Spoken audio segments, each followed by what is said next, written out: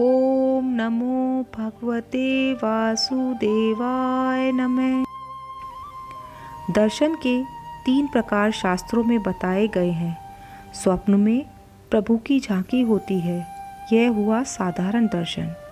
मंदिर और मूर्ति में परमात्मा के दर्शन हो, यह मध्यम दर्शन। ईश्वर का अपरोक्ष दर्शन, यह उत्तम दर्शन। परमात्मा का अपरोक्ष साक्षात्कार जब होता है तब जीवन सफल होता है।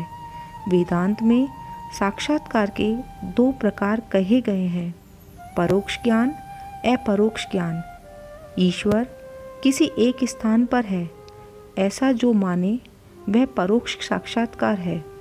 ईश्वर के बिना कुछ नहीं है, ईश्वर ही सब कुछ है।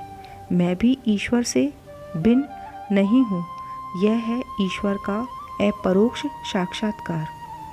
मैं स्वयं ब्रह्म हूँ, ऐसा ज्ञान होता है, उसे साक्षात्कार हुआ है। ऐसा कहा जाता है, देखने वाले ईश्वर को देखते ही ईश्वर में बनते हैं। सभी उसे ईश्वर का अपरोक्ष साक्षात्कार होता है। ईश्वर का ही सब में अनुभव करते करते जो एक रूप होता है, वही ईश्वर में परिपूर्ण स्वरूप को जान सकता है। और वेदांत में इसी को अपरोक्ष साक्षात्कार कहते हैं।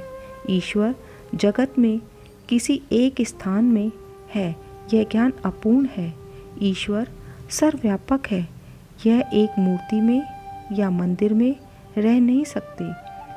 मंदिर में प्रभु के दर्शन कर लेने पर ज्ञानी पुरुष जहाँ दृष्टि जाती है, वहीं भगवान रूप का अनुभव करते हैं। मंदिर में प्रभु के दर्शन करके बाहर आने पर प्रत्येक में परमात्मा का दर्शन करे। मन जहाँ जाए वहीं ईश्वर का दर्शन करे। यही है ईश्वर का असाधारण दर्शन। जो परमात्मा मुझ में है वही सब में है। इसी प्रकार अखिल जगत में जिसे ब्रह्म स्वरूप दिखता है वही ज्ञानी है। सब में परमात्मा का अनुभव करते करते उसे अपने स्वरूप में भी परमात्मा का अनुभव होता है। परमात्मा के परोक्ष दर्शन में कोई विशेष लाभ नहीं होता, परंतु जीव जब परमात्मा का अपरोक्ष दर्शन करता है तभी कृतार्थ होता है। ज्ञानी पुरुष को तो अपने स्वरूप में भी भगवान दिखते हैं, यही अद्वैत है। श्री कृष्ण लीलाएं इसलिए हैं कि इन लीलाओं का चिंतन करती गोपियाँ अपने स्वरूप में भी परमात्मा का अनुभव करती हैं। लीलन देखन मैं गई, मैं भी हो गई लाल। गोपियों को अपने स्वरूप का विस्मरण हुआ है और कहती हैं, मैं भी श्री कृष्ण हूँ।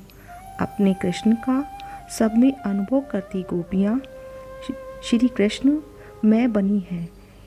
जिससे अपने अंदर परमात्मा का दर्शन होता है, वही जीव परमात्मा में मिल जाता है। अपने अंदर जिसे परमात्मा दिख जाते हैं, उसे बाद में यह जीव ईश्वर से जुदा नहीं रह सकता, वह ईश्वर में मिल जाता है। यही श्री भागवत का फल है। हरे कृष्णा।